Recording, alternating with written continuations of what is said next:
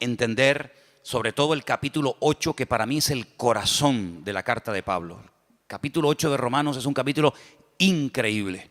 Y hay dos palabras que aparecen continuamente en el capítulo 8. Una es la palabra carne y otra es la palabra espíritu. Con la primera no tenemos problema, porque más o menos sabemos a lo que se refiere Pablo cuando dice o cuando habla de la carne. Pero con la otra palabra hay un poco de problemas por una razón, y es que en nuestro idioma, ustedes lo van a ver continuamente en la Biblia, a veces la palabra espíritu aparece con mayúscula y a veces la misma palabra espíritu aparece con minúscula. Y bueno, parece ser que cuando se refiere al Espíritu de Dios, al mover de Dios, a la presencia del Señor, pues para diferenciarlo se pone espíritu con mayúscula. Y cuando habla del espíritu humano, pues se emplea la palabra minúscula. Pero esto es un poco complicado, porque en el texto original, bien en griego, el Nuevo Testamento, o en hebreo, el Antiguo Testamento, no existe este tema de mayúsculas y de minúsculas. No existe eso. Eso es algo que para nosotros es muy importante. No es lo mismo decir Señor, y ahí mencionamos al Señor Dios Todopoderoso, o cuando decimos Señor fulanito de tal, estamos utilizando la misma palabra, pero la connotación es muy diferente. Por eso ponemos mayúscula o minúscula. Pero repito, eso en el texto original no existe, sino que hay palabras específicas para saber a qué espíritu o a qué Señor se refiere el autor de la carta. Ahora, vamos a empezar con la primera palabra, la palabra carne. Dice en el versículo 1, estamos en Romanos 8, ¿verdad? Romanos 8:1. Ahora pues, ahora, es un hecho, tiempo presente. Ahora, ninguna condenación hay para los que están en Cristo Jesús. Coma. Y añade, los que no andan conforme a la carne, sino conforme al Espíritu. Si este matiz es muy importante. Ahora ninguna condenación hay para los que están en Cristo Jesús. Y a continuación da una característica de los que están supuestamente en Cristo Jesús. Dice que no andan, no se comportan, no actúan, no viven, no piensan, no reaccionan según la carne, sino de una forma diferente. Y dice, sino conforme al Espíritu. Las características de una persona que vive en la carne. Ahora explicaremos a qué se refiere Pablo cuando dice la carne. Y las características, la evidencia exterior de una persona que vive en el Espíritu es abismal. No tiene ni punto de comparación una cosa con otra. Por ejemplo, si ustedes prestaron atención a la lectura que se leyó hoy aquí, basada en Gálatas capítulo 5, el apóstol Pablo hace una tremenda diferencia entre las manifestaciones, las características, el estilo de vida de uno que vive en la carne a uno que vive en el Espíritu.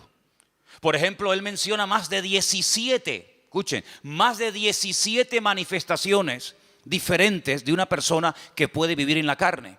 Y ahí menciona adulterio, fornicación, orgías, borracheras, pleitos, celos, iras, contiendas, disensiones, etcétera, etcétera, etcétera. Ese es el estilo de vida de una persona que digamos que no es creyente, bíblicamente que está en la carne.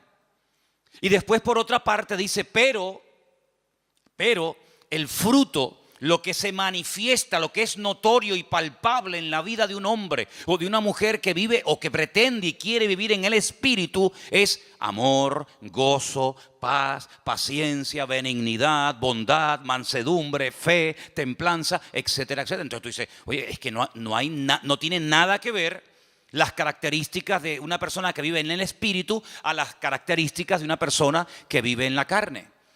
Las personas que viven en la carne generalmente son personas que no valoran el don, uno de los dones más grandes e importantes que tiene todo ser humano, y es el tiempo.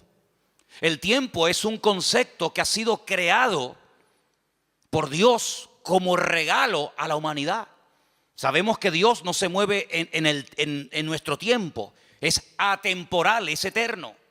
Pero el concepto tiempo, eso de minutos, segundos, horas, milenios, años, siglos, etcétera, eso es algo que tiene que ver con nuestras reglas de juego, es nuestro patrón de conducta. Es ahí donde nos movemos. Y ese es un regalo que Dios le ha dado a todo ser humano. Mira, el ateo más ateo del mundo, cuando se levanta por la mañana, tiene 24 horas. Y el creyente más santo y más consagrado al Señor tiene exactamente lo mismo, 24 horas. Y una persona que no quiere saber nada de Dios, que tiene un modelo, un diseño de vida totalmente antagónico, apuesto al de un creyente, tiene una semana de 7 días. Exactamente igual que la semana de 7 días que tiene un creyente. Luego, el concepto tiempo es un regalo universal. Los blancos, los negros, los ricos, los pobres, en todos los continentes de la tierra, el tiempo es igual para todo el mundo. Y una de las características de una persona que vive ajeno a la voluntad de Dios, ajeno al diseño de Dios, es decir, que vive en la carne, es que desperdicia el tiempo, no lo valora. Ahora, cuando Pablo le escribe a los que quieren vivir esforzándose en el Espíritu, dice, ojo, aprovechen bien el tiempo. Cuidado, porque el tiempo que pasa no se puede recuperar. Esa es una de las características del tiempo. Si ya no podemos volver al pasado, no existe máquina del tiempo, no hay regresión, no podemos volver atrás y decir, oye, ayer me quedaron por hacer esto, esto y esto. Amigo, pasó a la historia y nunca más ese tiempo, ese minuto, ese año volverá, nunca más. Es como las olas, cuando entran y rompen en la arena, esa ola desapareció, vendrá otra, pero esa ya desapareció. Exactamente es igual el tiempo, va transcurriendo. Y Santiago lo define como una especie de neblina. Dice que el tiempo, la vida, que está incluida en el factor tiempo, dice que es como neblina que pasa y cuando te das cuenta, se te fue la vida, amigo. Entonces, una de las características de las personas que viven en la carne es que desperdician el tiempo, no valoran el tiempo. Aparte de que viven en desorden, en desobediencia, dándole lugar a todo tipo de vanaglorias, de soberbias, de vicios, convirtiéndose queriendo o sin querer, consciente o inconscientemente, en esclavos, en dependientes de cosas o de personas. Y por eso después se llevan desilusiones y desengaños, personas que han puesto su fe y su confianza en otras personas o en instituciones, ¿verdad? Y se llevan un desengaño porque las personas que viven en la carne, al no esperar en Dios, sino al esperar en el hombre, pues la Biblia dice, cuidado con confiar en el hombre, porque te puede llevar tremendas desilusiones. ¿Cuántos dicen amén? Ahora, Pablo emplea la palabra carne en un sentido general. Después vamos a ver cómo él intenta utilizar esa palabra para hablar de otros conceptos. Pero en primer lugar vamos a ver la palabra carne como palabra en sentido general. Algunos versículos de Romanos, ¿les parece? Romanos 2, versículo 28. Romanos 2, verso 28. Vamos a escuchar este primer texto, por favor. Pues no es judío el que lo es exteriormente, ni es la circuncisión la que se hace exteriormente en la carne. ¿Ves? Cuando Pablo habla del rito, de la ceremonia de la circuncisión, es una operación, es una marca que se le hace al varón a los 8 días. ¿En dónde? En la carne. Entonces, él tiene obligatoriamente, cuando hace referencia a esa ceremonia, a ese rito, que mencionar la palabra carne. No puede mencionar otra porque es la que le cae como anillo al dedo, porque está hablando de la carne física, ¿verdad? Entonces la circuncisión, al ser algo hecho en la carne, tiene que utilizar evidentemente esa palabra. No tiene una doble connotación, sino que en ese caso se refiere literalmente a la carne, ni más ni menos. Cuando se habla, por ejemplo, de personas que vivieron en el pasado, como por ejemplo el patriarca Abraham, en el capítulo 4, verso 1, vuelve otra vez a aparecer el mismo término. ¿Lo leemos? Romanos 4, 1. ¿Qué pues diremos que halló Abraham, nuestro padre, según la carne? Es decir, Abraham no es un personaje de la mitología. Abraham no es un personaje inventado de ciencia ficción, sino fue un personaje de carne y hueso. Y cuando se hace referencia al patriarca Abraham, se dice, bueno, ¿qué fue lo que encontró a lo largo de la vida el patriarca Abraham cuando estaba en carne? Es decir, cuando estaba vivo. Entonces, es un término que puede tener múltiples aplicaciones, pero en los textos que estamos leyendo se emplea en su sentido literal. Tenemos también en el caso de Cristo, nuestro Señor Jesucristo, en el capítulo 1, versículo 3, otra mención a la palabra carne. Leámosla. Acerca de su Hijo, nuestro Señor Jesucristo, que era del linaje de David según la carne. Exactamente, es decir, si analizamos y estudiamos el árbol genealógico, es decir, los antepasados de Jesucristo, familiarmente hablando, estamos hablando de personajes de carne y hueso. Entonces vemos cómo Pablo, cuando habla acerca de la parte humana, no de la parte divina, sino de la parte humana del mismísimo Señor Jesucristo, tiene que recurrir al término carne, porque Jesús no era un espíritu. Jesús no era una visión que se presentaba y se desvanecía, sino que era una persona que tenía brazos, que comía, que sudaba, que se cansaba, que necesitaba caminar para trasladarse de un lugar a otro porque vivió en carne. Y Pablo utiliza esa palabra sin ninguna doble intención, sino con la connotación literal de dicha palabra. Ahora bien, Pablo también utiliza el concepto o la palabra carne haciendo referencia a nuestra antigua vida, es decir, a lo que éramos antes de conocer al Señor. Y ahora vamos a ver cómo el término pasa de su literalidad más rotunda y absoluta a un término que hace referencia a un patrón de conducta, a un estilo de vida que nos caracterizó durante años hasta que llegamos al conocimiento de la verdad. Comenzamos con Romanos 7, versículo 5. Ahora la palabra carne ya tiene otra connotación. Escuchen el texto. Porque mientras estábamos en la carne, las pasiones pecaminosas que eran por la ley obraban en nuestros miembros, llevando frutos para muerte. Cuando estábamos en la carne, pero Pablo, cuando tú estás escribiendo la carta a los romanos, ¿qué estás en el espíritu? Ya no existe la figura, el personaje de Pablo, sí. Pero cuando él está hablando acerca de nuestra antigua vida sin Cristo, dice cuando vivíamos en la carne, ya es otra connotación diferente. ¿Me explico? Romanos 8:4, otra vez refuerza el término. Para que la justicia de la ley se cumpliese en nosotros, que no andando conforme a la carne, sino conforme al Espíritu. Ahora hay una vida nueva en Cristo. Ahora hemos, como dice otro texto de la Escritura, pasado de muerte a vida. Y ahora la vida de un creyente no es seguir viviendo en la carne, sino vivir en el Espíritu. Ahora la palabra carne toma otra connotación. Hace referencia a lo que éramos antes cuando estábamos, como dice él, en nuestros delitos y pecados, sirviéndonos a nosotros mismos en vez de servir al Señor. Romanos 8:8. Y los que viven según la carne no pueden agradar a Dios. Los que viven según la carne, los que viven opuestos a los designios y a los propósitos y objetivos de nuestro Dios, no pueden bajo ningún concepto agradar a Dios. Luego, el vivir en la carne significa vivir en un estado de desobediencia, de rebeldía, de oposición a Dios. También el versículo 9 hace referencia a esto que estamos hablando. Romanos 8:9. Mas vosotros no vivís según la carne, sino según el Espíritu, si es que el Espíritu de Dios mora en vosotros. Y si alguno no tiene el Espíritu de Cristo, no es de él. Es decir, la vida que ustedes viven ahora no la pueden seguir viviendo en la carne. No la pueden seguir viviendo con las características que identifican a un no creyente.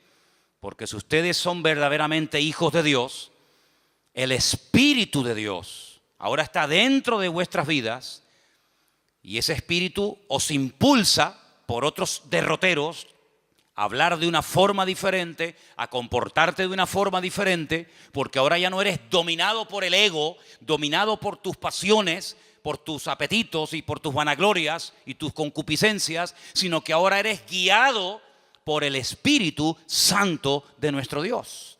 Y dice que una persona puede reconocer si es o no es un hijo de Dios por la forma como vive. Eso es lo que el Señor dijo, dicho en otras palabras, por sus frutos los conoceréis. Dice el Señor en Romanos 8 que los que son de Cristo son guiados por el Espíritu que guió a Cristo. Y los que no son guiados por el Espíritu de Cristo, por el Espíritu Santo, no son hijos de Dios, aunque ellos crean que lo son. aunque ellos se autoproclamen hijos de Dios, porque luego hay un concepto tremendamente profundo e interesante, del cual hablaremos también esta tarde, y es el término adopción. Porque claro, hoy en día la palabra adopción tiene otras connotaciones completamente diferentes a lo que significaba ser adoptado hace 2000 años. Pero de eso hablaremos un poco más adelante. Romanos 8:12, un texto más.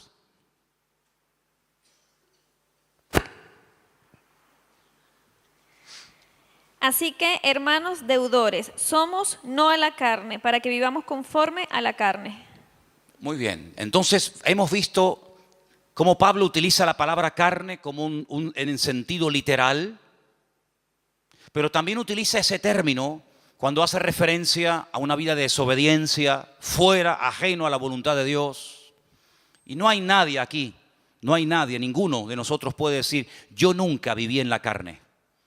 Porque esa es una de las características innatas del ser humano. Pablo utiliza una analogía, la carta a los romanos está llena de analogías, comparar una cosa con otra. Y hay un momento en el que Pablo, para que podamos entender más lo que es vivir en la carne con sus consecuencias y lo que es vivir en el espíritu con sus correspondientes consecuencias, echa mano del primer hombre, echa mano de Adán. Y él dice, en Adán todos pecamos. En Adán todos estamos en cierto sentido identificados. Y tú dices, bueno, pero yo no pequé como Adán. ¿Yo qué culpa tengo que Adán haya pecado para que Dios a mí hoy por hoy me considere culpable o pecador? Es que nosotros no somos pecadores porque pecamos. No. Nosotros pecamos porque somos pecadores. Lo voy a repetir. Nosotros no nos convertimos en pecadores cuando pecamos. Es que nosotros pecamos porque somos pecadores. Y nosotros no morimos porque hayamos cometido un pecado, sino que nosotros morimos porque Adán era el representante de la raza humana, aunque en ese momento no existía raza humana, pero era el cabeza de toda la raza humana que vendría posterior a él. Y todo lo que él hizo es como si tú y yo lo hubiéramos cometido. Prueba de ello que cada vez que vas a un cementerio, cada vez que vas a un entierro, te puede venir a la cabeza decir, esta es la consecuencia del pecado de Adán. Así como en Adán todos mueren, así como en Adán el sello, el estigma de la desobediencia, de la rebeldía y de ser pecadores es notorio y evidente, ahora el apóstol Pablo dice, pero hay un segundo Adán y lo llama el Señor Jesucristo. Y así como en Adán todos mueren, en Cristo todos viven. Entonces nosotros tenemos que tomar una decisión cada día. ¿Como quién quiero vivir? ¿Como Adán o como Cristo? ¿Cómo quiero vivir? ¿En qué equipo quiero jugar? ¿En el equipo de Adán o en el equipo de Cristo? Porque si me identifico con Adán y cada vez que hago mi voluntad y cada vez que desobedezco y cada vez que rechazo a Dios, tengo que sufrir y experimentar a corto y a largo plazo las consecuencias. Pero si decido vivir como Cristo vivió, no te queda más remedio que tener el espíritu que Cristo tuvo a lo largo de su vida para poder vivir en victoria, como Él vivió todos los días de su vida como hombre en victoria. ¿Cuántos dicen amén? Y esto es un concepto que no nos entra en la cabeza. Porque uno dice, bueno, como Dios, no tengo ningún problema en aceptar que Dios es perfecto, ¿sí o no? Dios es perfecto, es inmutable, no hay sombra de variación. Dios no se cansa, Dios no está un día alegre y otro día triste. Dios es inmutable, Él no se cansa, Él da y no pierde, sino que Él sigue siendo Dios. Él es la fuente de la existencia misma. Pero como humano, como hombre, el Señor Jesucristo fue perfecto. Fue un niño perfecto. Y todos los que hemos tenido hijos o tenemos hijos, sabemos que nuestros hijos, como nosotros tampoco fuimos hijos perfectos, no hay un hijo perfecto. No hay una hija perfecta. Se puede comportar mejor o peor. Puede sacar mejores o peores notas. Pero no hay un hijo perfecto. Y Cristo fue hijo. Y como hijo fue perfecto. Y como hombre fue perfecto. Entonces eso quiere decir que vivió en una absoluta perfección durante toda su vida y en una absoluta y extraordinaria santidad, pero porque no fue tentado. Porque si fue tentado es imposible vivir en perfección. No, no, no. Es que no tiene gracia. No tendría ninguna gracia ni ningún valor el que Cristo no haya sido tentado y viviera sin pecar. Porque entonces, ¿cómo sabe si una persona ama o no a Dios si nunca es tentado? El Señor Jesucristo dice en la Escritura que fue tentado en todo, absolutamente en todo. Y ahora todo lo que te puedas imaginar. Fue tentado absolutamente en todo. Desde su más tierna infancia hasta el último momento de su existencia. Tentado absolutamente en todo. Pero dice la Biblia que a pesar de que fue tentado en todo y experimentó el Señor tentaciones que jamás nosotros hemos experimentado, porque Satanás intentó por todos los medios habidos y por haber hacerlo caer y tropezar y que no cumpliera el propósito para el cual había venido, dice que nunca, nunca pecó ni se halló engaño en su boca. ¿Cuántos dicen amén? Porque el Señor Jesucristo, cuando habla acerca compara la ley con el sermón del monte, Él dice, oísteis que fue dicho. Y Él echa mano a textos del Antiguo Testamento que los conocía perfectamente. ¿Cómo no lo va a conocer? Si Él era la palabra humanada, la palabra encarnada, hecho hombre. Pero Él dice, pero yo voy más allá de la palabra. Porque vosotros condenáis y castigáis al que comete el acto. Pero yo voy más allá del acto. El que lo desea y el que lo hace en su mente sin haber llegado al acto en sí mismo, igualmente está pecando. Es decir, que una persona puede estar pecando sin moverse de la silla. Una persona sin salir de su casa puede estar pecando. Porque no solamente es el acto en sí, sino que el Señor dice, hasta con la mente podemos llegar a pecar, ¿sí o no? No solamente con el cuerpo, sino que con la mente podemos estar ahora mismo pecando. Es decir que no es que Cristo no lo pillaron nunca infragante y cometiendo un pecado y por lo tanto pueden decir fue perfecto, pero luego en su mente era terrible. No, no, es que ni siquiera en la mente nuestro Señor Jesucristo pecó. Y eso es un concepto que a nosotros se nos escapa porque decimos perfección, vivir en la perfección durante 33 años de su vida, siendo presionado y teniéndolo todo en contra, pues eso es lo que dice la Biblia, que Jesús nunca, nunca pecó. Es el hombre perfecto. Y cuando tú ves, por ejemplo, los evangelios, y no me voy del tema, pero cuando ves los evangelios, tú ves que son diferentes exposiciones, diferentes formas de presentar una vida tan rica y tan amplia como la del Señor Jesucristo. Por ejemplo, Mateo lo presenta como el Mesías, el que estaba profetizado en las Escrituras y las cumplió. Pero Marcos lo presenta como un siervo perfecto, obediente, sumiso. ¿Por qué? Porque los destinatarios del Evangelio de Marcos eran los romanos. Y en la mentalidad de los romanos estaba el tema de la esclavitud y todo esto. Pero cuando, por ejemplo, Juan lo presenta no como el Mesías, sino lo presenta mucho más amplio, de 7 formas diferentes, como la luz del mundo, como el verbo hecho carne, como el pan de vida, como el camino, la verdad y la vida, la vid verdadera, etcétera, etcétera, etcétera.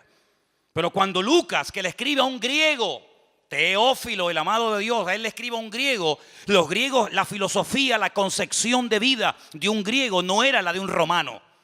Tú coges a un romano y coges a un griego y sí, son 2 seres humanos, pero son totalmente diferentes. Es como si coges a un japonés y a un colombiano.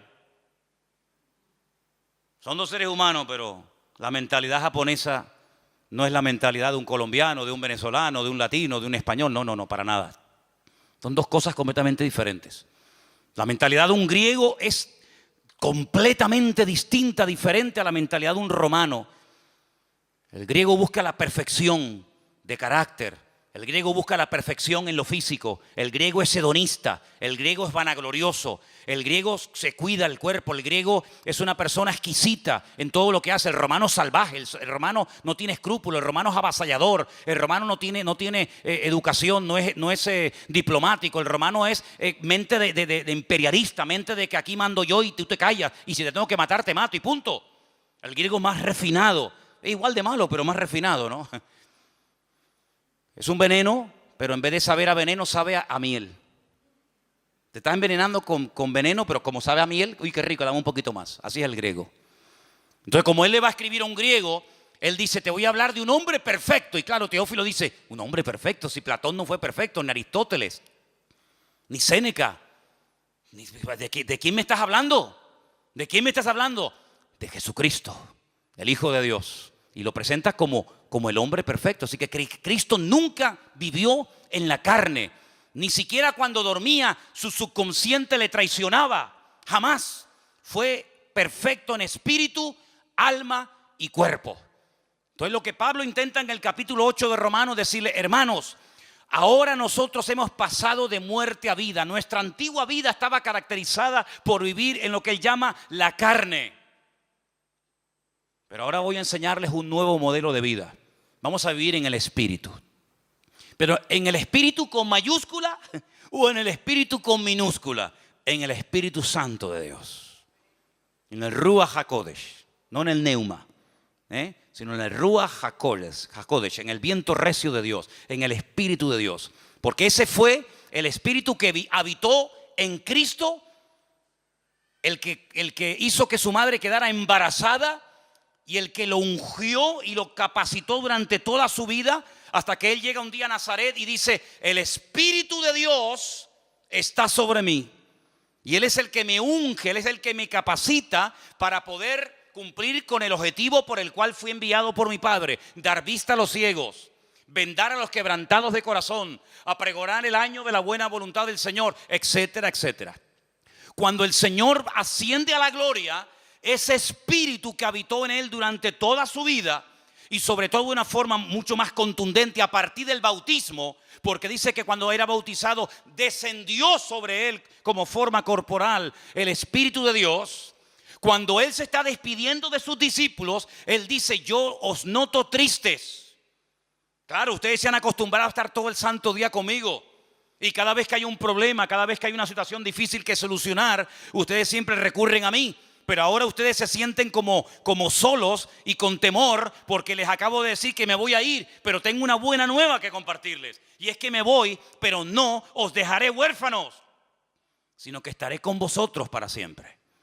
Y cuando me vaya a la presencia del Padre y le enseñe mis manos y mi costado y mis pies heridos, y él quede satisfecho porque la ira, porque la justicia de mi Padre ha sido derramada y ha quedado satisfecho completamente, ahora que él me ha elevado y me ha dado un nombre que es sobre todo nombre. Ahora que ya no vamos a hablar más de pecado, porque este tema ya está zanjado y se acabó y se pagó la deuda. Ahora le voy a decir a mi Padre, Padre, mándales a ellos el Espíritu que moró en mí. Así que no os dejaré huérfanos.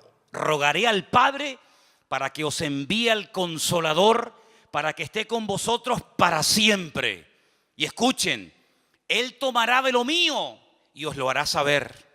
Él os recordará todas las cosas que yo os he enseñado. Y no solamente hará cosas maravillosas en vosotros, que os dirá cosas que van a acontecer en el futuro para que estéis preparados, sino que Él irá delante de vosotros y cuando prediquéis mi palabra, Él será el que convencerá al pecador de pecado, de justicia y de juicio. Y así da una enseñanza tremenda en el Evangelio según San Juan acerca de las funciones o características, el impacto del Espíritu Santo a través de la vida de los discípulos, a través de la vida de los creyentes. Y por eso Pablo, que es consciente de esto, dice, cuando una persona es guiada por el Espíritu de Dios, esa persona es de Dios. Pero cuando una persona lo oyes hablar y miras cómo vive y cómo se comporta y cómo reacciona y cuál es su estilo de vida, tú puedes darte cuenta de que no está siendo guiado por el Espíritu de Dios, porque no le importa para nada ese tema, sino que está viviendo en la carne, totalmente opuesta a la voluntad y el propósito de Dios para su vida.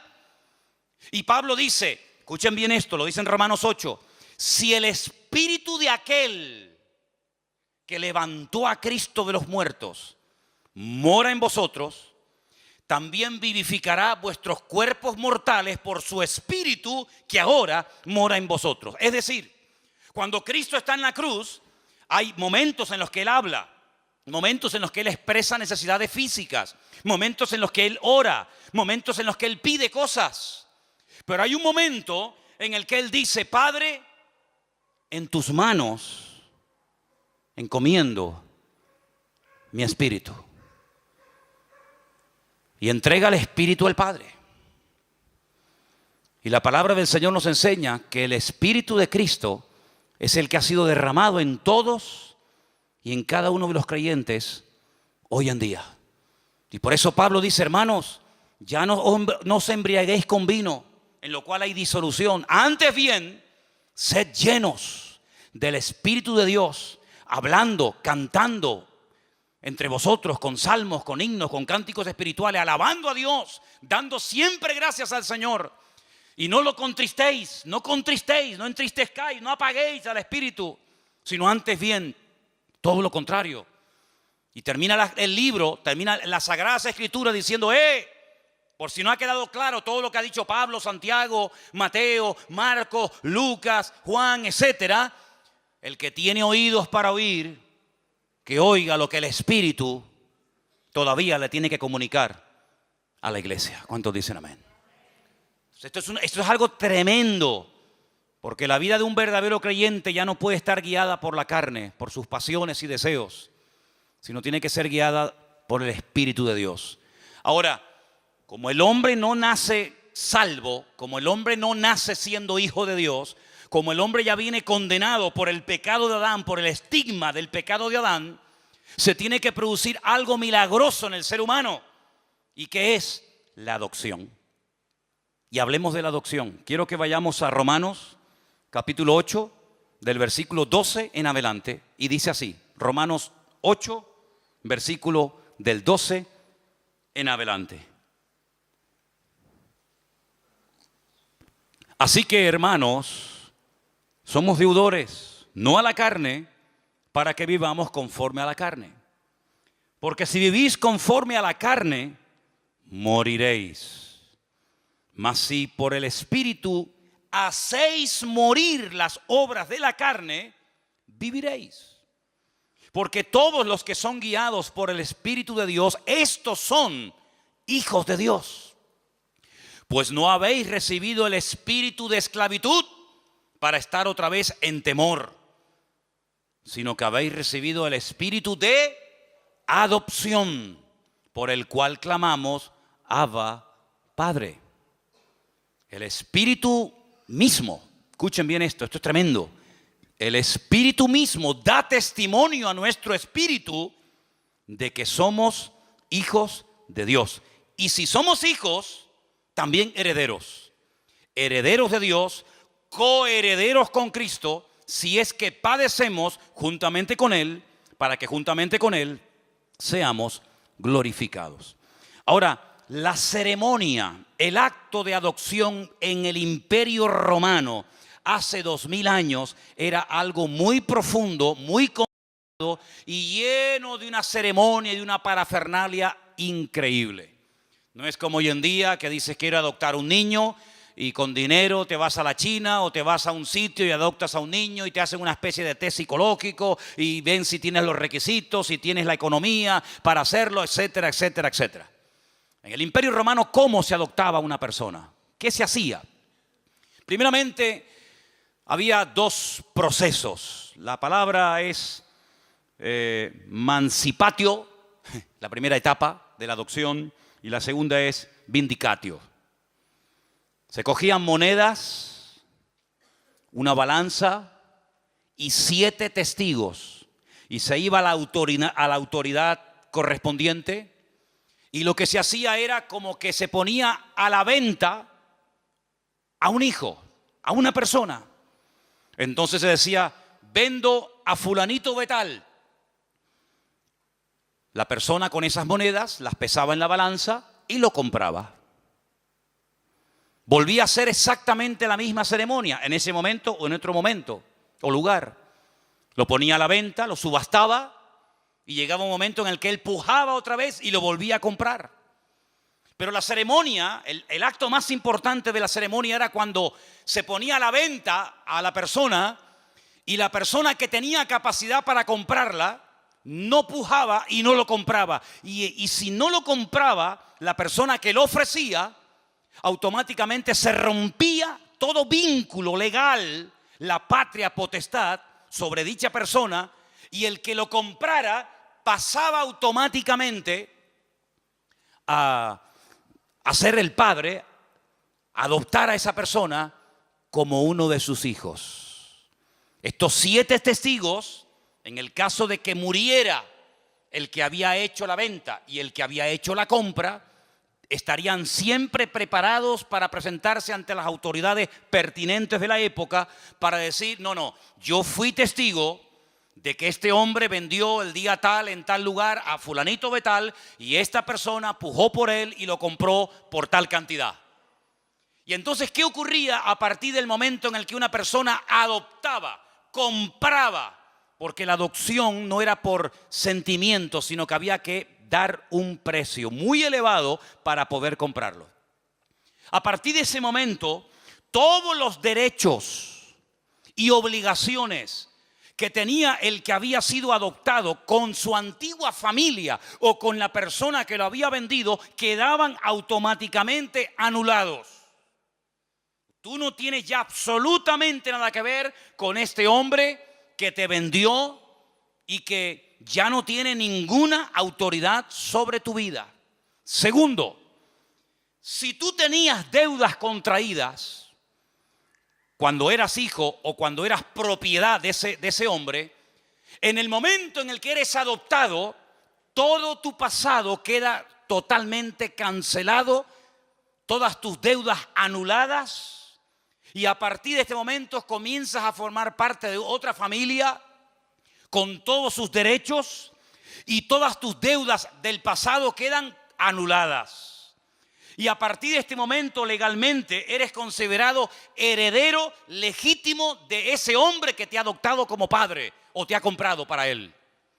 Y finalmente, si ese hombre que lo había comprado o adoptado tenía más hijos, estos hijos legítimos nacidos de su esposa no podían en ningún momento anular el acto de adopción que previamente se había establecido. Conociendo la ley romana, conociendo todo este proceso y toda esta parafernalia de la adopción, el apóstol Pablo dice, nosotros pertenecíamos a un dueño terrible que nos tenía la vida amargada. Éramos esclavos del pecado. Pero no mires el pecado como el problema. El problema no solamente era el pecado. El problema era el que estaba detrás de los pecados. Y era nada más y nada menos que el príncipe de las tinieblas, Satanás mismo. Él era nuestro dueño, el que controlaba nuestra vida, el que dirigía nuestras emociones y sentimientos, el que hurtaba, mataba y destruía nuestra vida en momentos puntuales, en unas ocasiones más y en otras ocasiones menos. Y llegó un momento en el que alguien pujó por nosotros. Llegó un momento en el que alguien nos quiso comprar. Y nos compró a precio de sangre. Su propia sangre. Y el que nos compró se llama Señor Jesús. Y ahora lo mismo que Él va a heredar, vosotros también lo heredáis juntamente con Él. Porque ahora no solamente sois hijos adoptivos de Dios, sino que ahora sois coherederos con Cristo juntamente con Él. Pero había 7 testigos que en cualquier momento podían ser llamados para testificar de que eso se había producido. ¿Y dónde están esos testigos? Pablo dice, el Espíritu Santo es el que da testimonio de que ahora somos hijos de Dios. Es decir, la misma presencia del Señor está dentro de nosotros, no solo con nosotros, sino en nosotros, y da testimonio a nuestro espíritu que lo que se ha producido no es un cambio pasajero y un cambio simplemente de imagen, sino un cambio en el mundo espiritual. Hemos pasado en fracción de segundo de muerte a vida. Y por eso cuando hablamos de la conversión es algo tan profundo. Conversión, convertido a Cristo, es mucho más. De hecho, no tiene nada que ver con venir aquí o no venir aquí. Hay gente que puede estar viniendo aquí y no son salvos. La salvación no es cambiar de iglesia, cambiar de religión, cambiar de imagen, sino es cambiar por dentro. Y el único que nos puede cambiar por dentro es nuestro Creador, el que nos hizo, pero no solamente nos hizo y nos creó, sino que además nos compró y nos adoptó como hijos suyos en su familia. ¿Cuántos dicen amén? Y ahora el Espíritu de Dios nos anhela celosamente. Y es el que ahora nos guía. Es el que, dice la Biblia en Lucas 12:12, Él os enseñará en la misma hora lo que debéis decir. No os preocupéis, vivan relajados y tranquilos, porque el Espíritu os guiará a toda la verdad, porque no hablará por su propia lengua, por su propia boca, sino que tomará de lo mío y me glorificará a mí. ¿Cuánto dicen el Señor? ¿Cuánto dicen amén al Señor? Así que, amados hermanos, en esta tarde tenemos que tomar una decisión, pero radical. ¿En qué equipo queremos jugar? ¿Qué estilo de vida vamos a llevar? ¿En la carne o en el espíritu? No se puede vivir una vida victoriosa cristiana con el Señor en la carne, porque la vida cristiana es una vida, humanamente hablando, y soy muy claro en esto, totalmente imposible de vivir. Porque la vida cristiana es sinónimo de querer vivir, de querer o de pretender vivir según la vida que Cristo vivió. ¿Qué es la vida cristiana? Vivir como Cristo vivió. ¿Y quién es capaz de vivir como Cristo vivió? Sin pecar nunca, sin desear nada malo, sin tener nada malo en el corazón, sin tener tendencia al pecado, sin mirar lo que no hay que mirar, sin desear. Es imposible, porque somos carne y hueso, decía el patriarca Abraham, soy polvo y ceniza. Por eso Pablo descubrió un secreto tremendamente profundo de nuestra relación con Dios. Y es decir, lo que tenemos que hacer cuanto antes es morir. Porque un muerto no crea problemas. Los que crean problemas son los vivos. Los muertos no dan problema. El muerto al hoyo y el vivo al bollo. El muerto no da problema, no critica, no se desanima, no se deprime, no cambia de religión. El muerto se murió y punto. Ya no habla, ni siente, ni padece.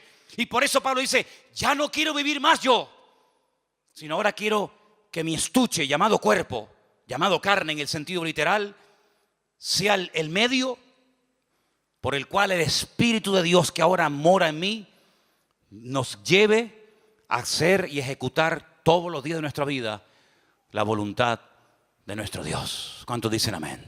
Eso es lo que Pablo intenta explicar en Romanos 8. La vida en la carne es así. Si quieres escoger ese camino, las consecuencias van a ser esta y esta. Y la estación final, saben que cuando uno va en metro o cuando va, generalmente en metro o en tren, cada estación tiene un nombre. La estación final de la vida se llama la muerte. Y por eso ha habido intentos, el hombre ha hecho intentos por tratar de corregir el rumbo de la naturaleza humana.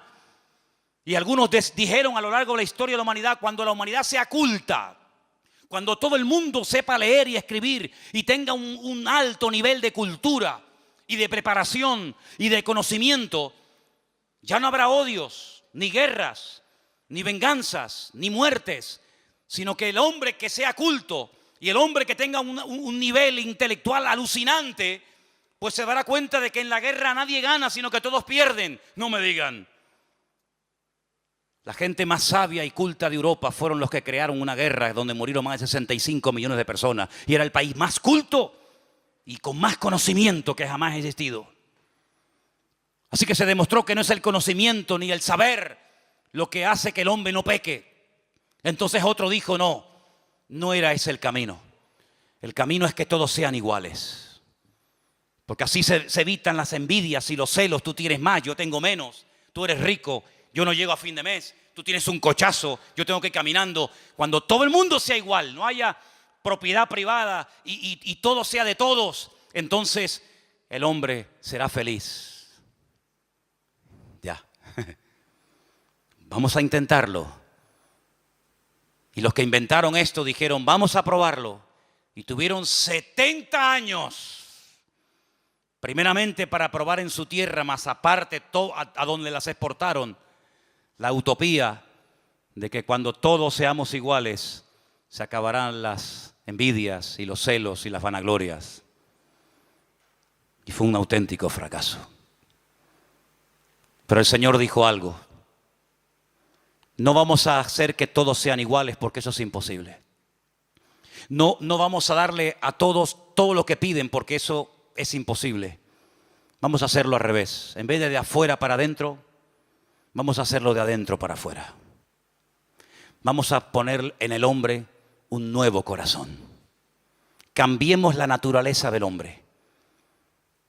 Que en vez de comportarse como hombre pecaminoso y carnal, se comporte como un ser espiritual. Pero ¿dónde le enseñamos eso? No se puede enseñar. ¿Dónde le transmitimos ese conocimiento? No se puede transmitir. Es una obra interna que hace el Señor en el corazón del ser humano. Y cuando el Señor entra a nuestras vidas, desde adentro comienza a cambiarnos. Y entonces Pablo dice, sé vivir en abundancia y sé vivir en escasez. Porque todo lo puedo en Cristo que me fortalece. Ya no me importa si tengo o no tengo. Ya no me importa si me aman o me odian. Ya no me importa si soy aplaudido y venerado o soy criticado y calumniado y perseguido. No, ya no me importa eso. Porque ya no son los factores externos. Ya no es el tener, ya no es el ser, sino es la nueva criatura que el Señor pone en nuestros corazones. Eso, todos los sistemas habidos y por haber, todos los sistemas, y ustedes mencionen ahí los que quieran, todos han sido un auténtico fracaso, porque todos intentan desde afuera cambiar y perfeccionar la vida del hombre, pero el Señor lo hace de adentro hacia afuera, y dice, el que cree en mí, de su interior correrán ríos de agua viva. Pero hay algo que tengo que decir como palabra final. Esta obra, que es la que funciona, la genuina, la auténtica, la que hace que todo sea diferente, aunque no tengas trabajo, o sí, o tengas marido, o te haya abandonado, o te sientas fuerte o enferma.